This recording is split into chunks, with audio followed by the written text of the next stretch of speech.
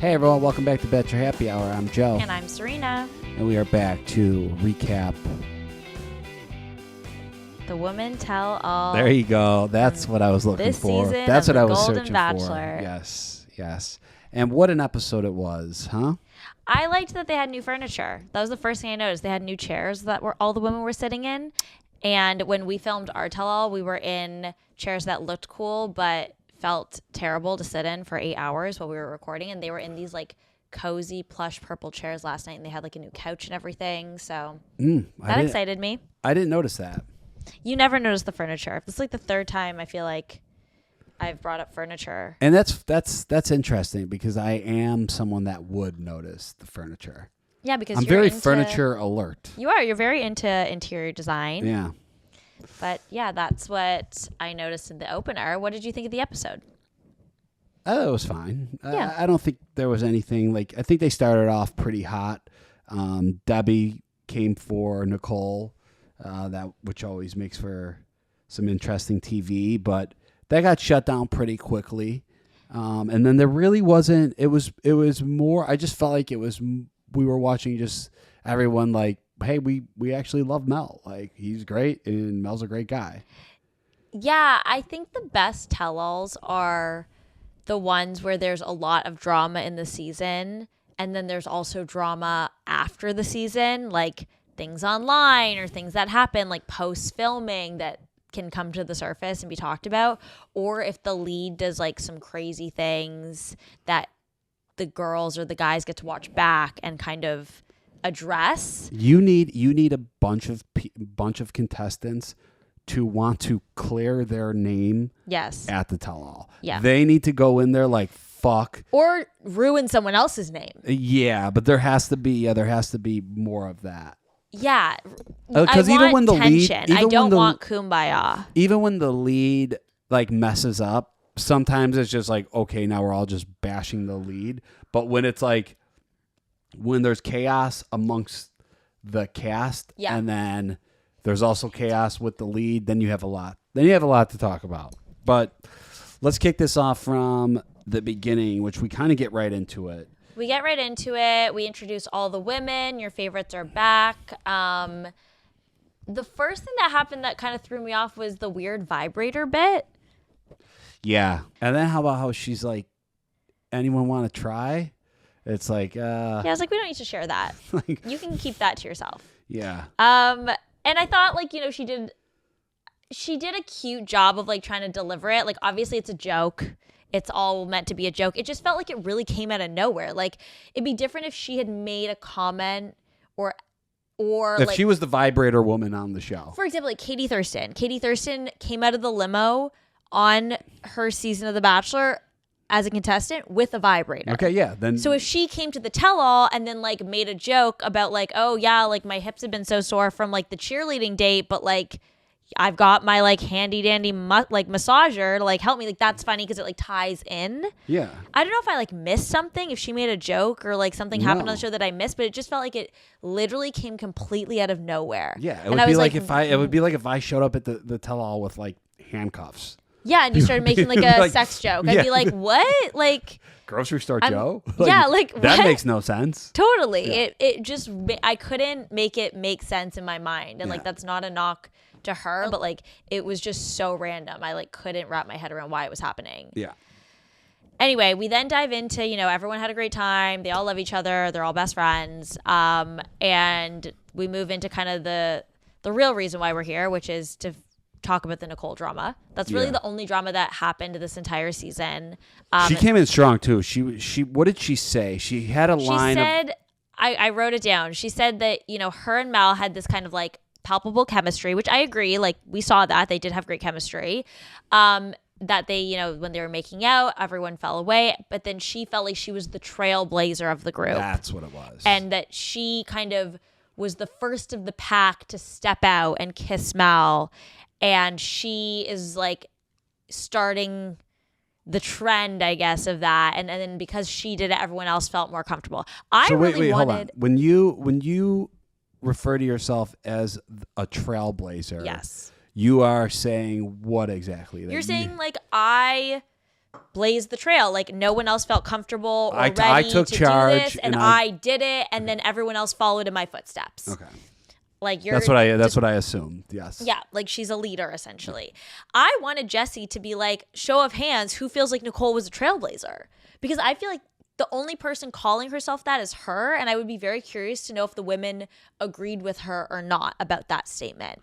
Because some of the women might be like, you know what, truthfully, I didn't feel comfortable doing that, and I saw Nicole do it, and it did make me feel, it's giving like, the way Nicole's delivering it is like, I saw Regina George wear crop top and cargo pants, so I wore crop top and cargo pants. You know what I mean? Like that is how Nicole's describing it. Like she's the Regina George and like she's the trendsetter.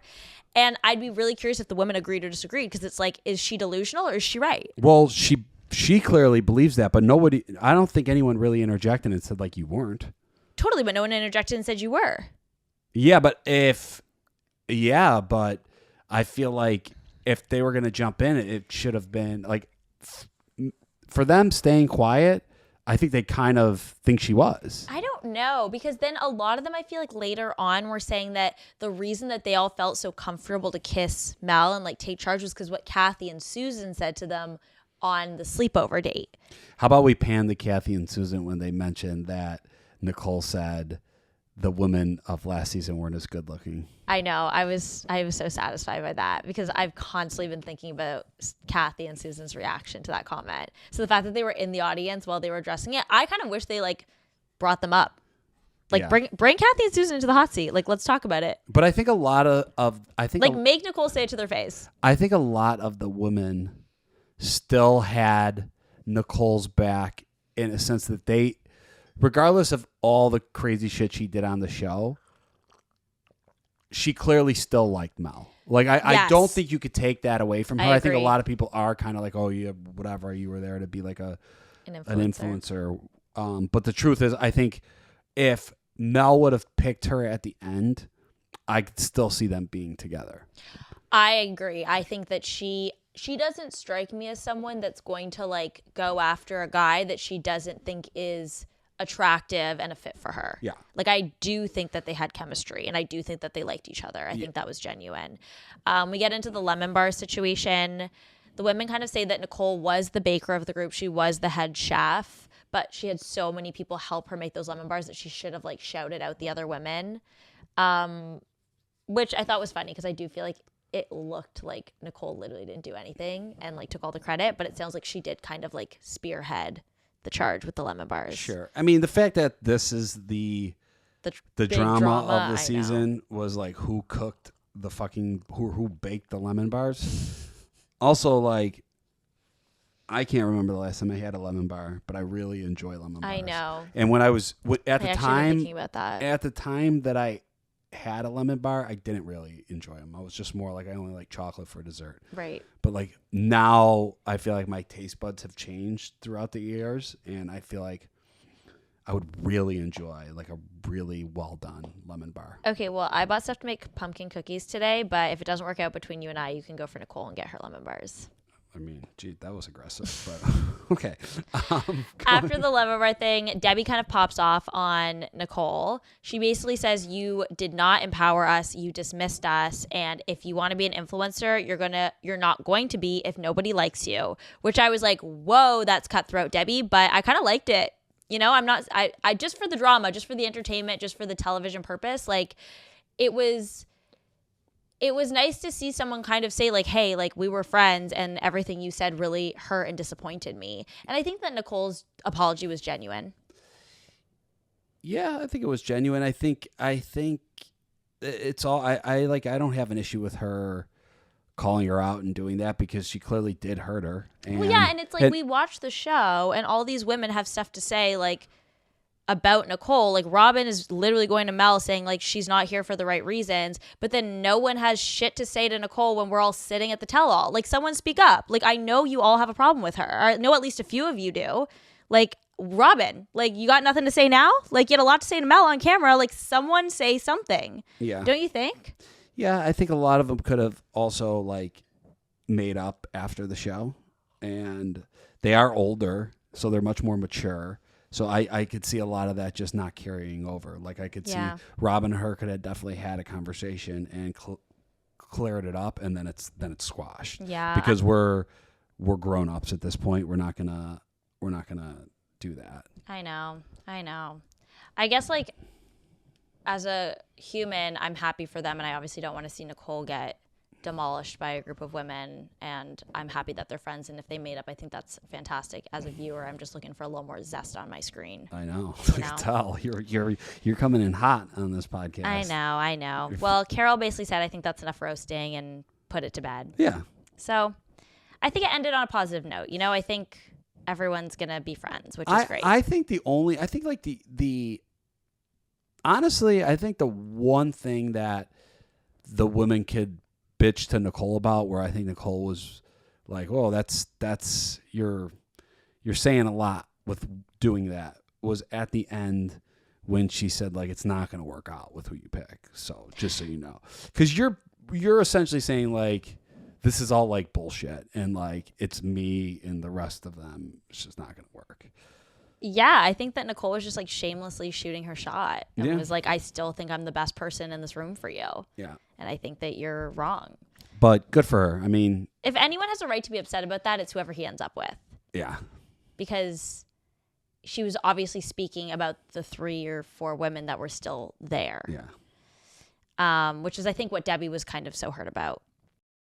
Then we jump to the sleepover segment. We see Jerry talking about her experience on the Mile High Club. I like Jerry. I'm glad we got to see more of her.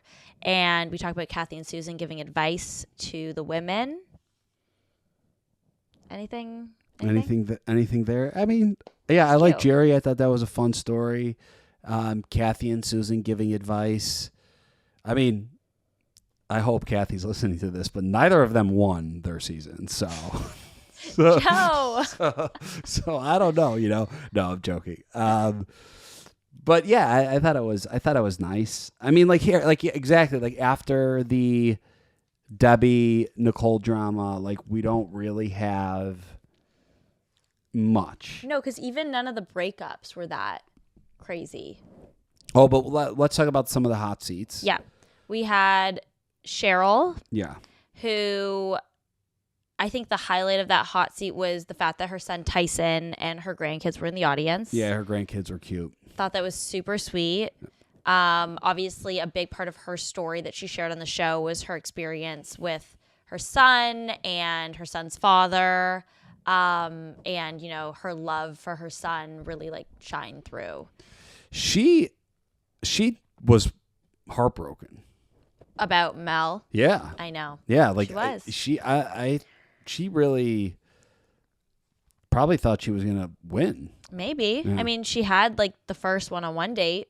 Yeah. They had a lot of time to progress their relationship. So, but I think she's going to be fine. I really feel like someone's going to snatch her up. I mean, she's so beautiful and she does motocross and that's badass. And I just feel optimistic for her. I think she would do great on Paradise, assuming we're going to have this conversation, assuming that Paradise is going to be the same way it was this season, where it's Goldens and regulars. Yeah. I think she would do really well. Her and Debbie, I would think, would do really well. I could also see if they do another Golden Bachelorette, one of those two being the Golden Bachelorette. I think so too. I mean, the only 2 hot seats we had were Cheryl and Debbie. Yeah. Which I was surprised about. I thought that Nicole and I thought that Carol would get hot seats. Yeah. Because I feel like Carol leaving. We saw a lot of Carol when she was on the show. Yeah, we saw a lot of her. She was like a big person on the show. Yeah. I was gonna say character, but that just didn't feel right. Well, she was a big person on the show. Yeah, her story was a big part of the show. Yeah. And she was the only person that sent herself home during the season, which was interesting to me because I feel like we saw a lot of I'm actually surprised. Even if she didn't get a hot seat, I'm surprised Jesse didn't at least like ask her a question about like sending herself home. Totally. And then Nicole, I'm surprised didn't get a hot seat for obvious reasons. I mean, she had a lot of controversy around her, but I would say she also had a really strong connection with Mel. We saw a lot of their relationship too. Nicole also vocalized how she felt. Like Nicole's hot seat, we've heard 90% of what she's going to say.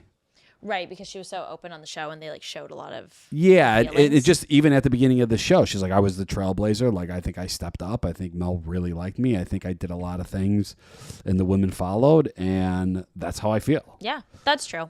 You know? So We've covered her story kind of. yeah, in she the beginning. basically she made her own hot seat. Yeah. We have Debbie's hot seat. She was very emotional, and she kind of talks about just her experience having never been married, how the girls let her be the beach bride, and that was really impactful for her on the photo shoot date. I just think, I think Cheryl or Debbie could be the next Golden Bachelorette. Do we think, in your opinion, do you think Debbie's going to get married? Ever? Ever. I'm going to say yes. Because I'm an optimist. Yeah. And because I think that she really wants to. And she's beautiful. And I think that this experience opens you up to a whole new network of people.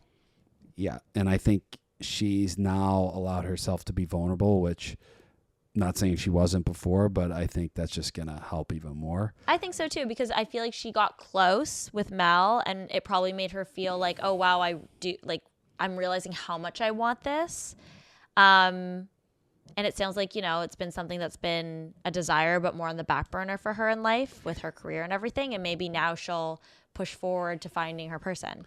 I mean, I think if they do a Golden Bachelorette, I just feel like she's the perfect candidate. Like she has a different story than anyone prior. Mm-hmm. It's really going to be like this never been kissed, never been married storyline, which I think they could run with. I think a lot of guys. By never been kissed, you mean the Drew Barrymore movie? Yeah. I just feel like they'll play. Because with Claire Crawley, didn't they play into The Graduate? Yeah.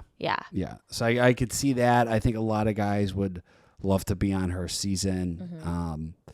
So yeah, I would, like, if I were to place a bet, I would say she is going to be the next Golden Bachelorette. I think so too. But I also thought she was going to win. Yeah, you did. You actually really strongly felt that Debbie was going to win this whole season. Oh, yeah. You were like, it's her for sure. From night one, I think you said. Oh, yeah. I was like, he's going to pick her. I just thought she was going to win. I don't know what it was exactly, but I was like, she's going to win. And I am wrong. I actually thought it was, she asked Mel, did the fact that I didn't have children and had never been married play a role at all? He's like, I didn't even think about that. But I was like, good question. Like, that's something I would be curious about as well. He's like, that didn't even cross my mind. He's like, what? You've never been married? No way. That never crossed. No, Mel came out. Mel looked good. He was good. You know what? This was the best I've seen Mel. Mel is very confident. And I think I think confidence is an attractive quality, obviously. And I think that a lot of the women see that from him. And that's why I think they all, like, most of the women there, like, besides Carol, who sent herself home, I feel like they were all like, yeah, like, I would have ended up with Mel. Like, totally. I would have been really happy with Mel. Yeah. Like, no, they liked him a lot. Oh, yeah. They still do. Like, you don't have any, like, there's not one woman that was talking shit about him. No, which is rare, especially with the male leads. There's typically at least one or two that are like, I could have done with a different guy. Mel might be like one of the most liked bachelors we've seen. Yeah, but it's for now, No, I think a couple months. A couple of the women always come out of the woodwork being like, I never liked him. I don't think so. Really? I don't think so, because even everyone we've interviewed, like, they've all talked highly of Mel. And usually when we start these interviews, you get some contestants that are like throwing shade to an extent. Yeah. That's true. Yeah. I thought his intro was solid too. I feel like coming off of the hometowns date where I felt like he really struggled to open up and articulate himself in some of the conversations, I feel like he came out with a lot of confidence and just a lot more to say than I was expecting, in the best way, I think they should have showed. So, like, we see a clip of the roast, right? We see more of the roast. Mm-hmm. They show the roast with Jared Freed. And you see Mel's reaction to Jared that we didn't see on the show. When he was like laughing, he was like, I'm scared of you. I'm scared right now. I was like, that's hilarious. Why the fuck are we not seeing that? That was like the most personality I've seen from all series. I'm like, why aren't you showing this? Like, that's what I'm saying. I feel like there's just much more to Mel that we just didn't really get to see. Like, maybe. Because just that clip, there was so much more personality than we saw on that fucking date when we watched it. Yeah. So like between the clips of him on the roast date and him sitting in the hot seat, I was like, are we getting shown like a completely different person? Like after the season? Yeah. Like I'm like, are you guys cutting out all the good stuff? Yeah. Because I feel like he has way more personality and way more to say than what I've been seeing in every other episode of the season. Oh, I couldn't agree more. Like, I thought he looked good. I thought he, like, had a little more swag than I've seen him with. Maybe he was just more comfortable. I mean, like, he's now coming back after filming the show to film the tell-all, and I feel like there's definitely more of a relaxed energy from him because he's, like, familiar and he's done this before. Yeah, but I don't know. I think there's a little bit of that, but I also just think they could have, with the edit, shown a little bit more of Mel. Yeah. Definitely. Show me his personality. Who do we think he's gonna pick? See, like, I've been really like Cindy this whole time. I've been like, it's Cindy, it's Cindy, it's Cindy. Well, you've been like, it's Debbie, it's Debbie, it's Debbie. But I have a weird feeling. I can't remember what it was in the episode. Something happened where I was like, I think it might be Peg. But I can't remember why I said that. Do you? I don't remember why, but when you said it, I agreed with you, and I still agree with you. I think it's Peg. Yeah. I think everyone. This is like the first season in so long that like I haven't even gotten a whiff of a spoiler. Like I literally have no idea what happens every single week. Everyone, including Peg, was thinking it was going to be Cindy. You think? Yeah, and I think it ends up being Peg. But who knows? I don't know. Yeah, I don't know. But I actually don't think he could go wrong. Yeah. Like some seasons I'm like, you should definitely pick this person. Like they're a way better fit for you. But I actually think he could pick either woman and they would be a great fit for him for different reasons. Yeah, I think whoever he picks, I think they're going to end up going all the way. Maybe. Okay, so let's do this, right? If there is a Bachelor in Paradise and Golden's our ass back, give me the 3 women that were there tonight that you want to see on the beach. Only 3. Nicole. Yep. Debbie. Cheryl. Okay. Oh, but I love Carol so much too. Well, you didn't pick her. Damn. Sorry, Carol. Yeah, damn. What about you? I'm going to take Carol. Okay. I'm going to take Nicole. And then I'm going to go with Jerry. I like the fact that she's like, I was in the house the whole time reading Bible scriptures, but like I've been in the Mile High Club. Yeah, I love her. So I like that. So that would be my 3. But we're gonna have, I would say, probably at least 7 of them. Yeah, I think so. It was a good cast. Like they could pick quite a few of them easily. Yeah. Last couple things with Mel, he said, he has a moment with Cheryl talking about the fact that she's brave, and I thought that was really sweet. I thought he was like really comforting with her there. Yeah. It was the most comforting I've seen him actually with Cheryl.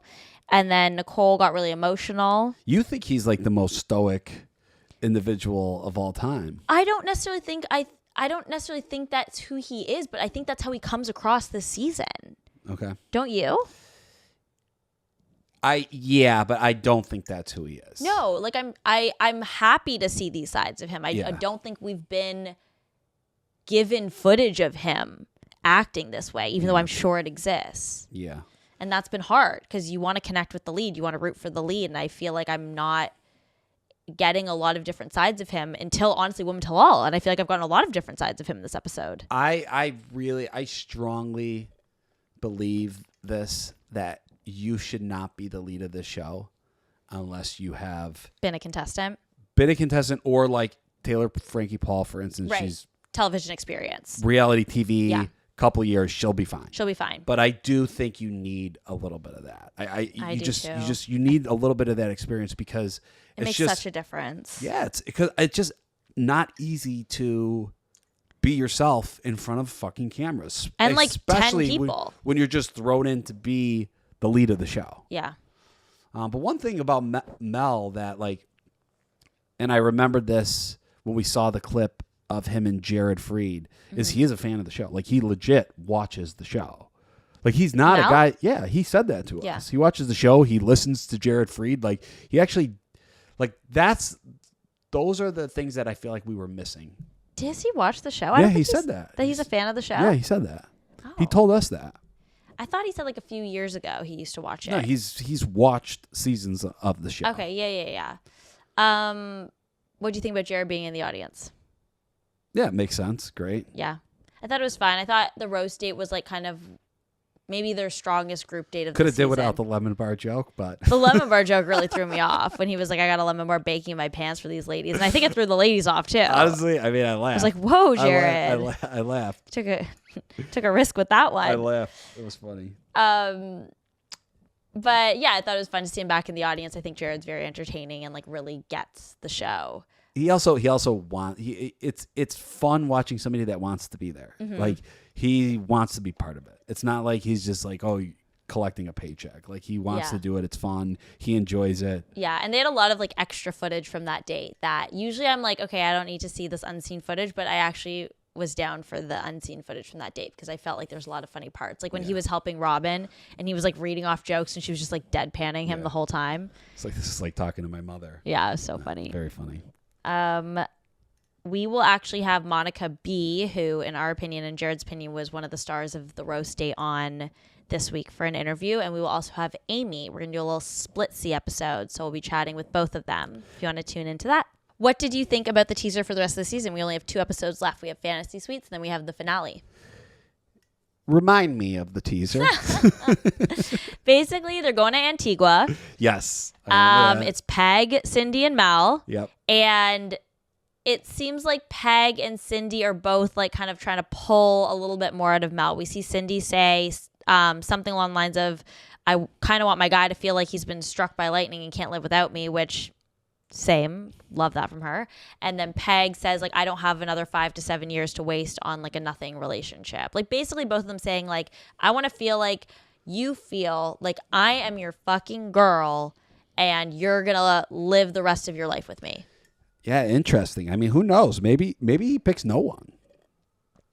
That would be wild. It's possible. It is possible. It's always possible. I think he's going to pick someone. Yeah. Well, we'll see. I'm looking forward to watching it. Yeah. Okay. Thank you, everyone, for tuning in. That is it for the recap. Make sure you download and subscribe to Bachelor Happy Hour. We will have new and exclusive interviews every single week. Thanks for listening. Bye.